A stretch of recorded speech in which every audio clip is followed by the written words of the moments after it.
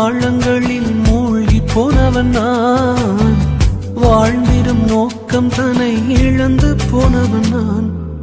அற்பமான என்னை அற்புதமாய் மாற்றி அற்புதங்கள் செய்ய வைத்தவரே, எனக்கா இத்தனை கிருபை, என்மே அளவற்ற கிருபை, எனக்கா இத்தனை கிருபை, என்மே அளவற்ற கிருபை.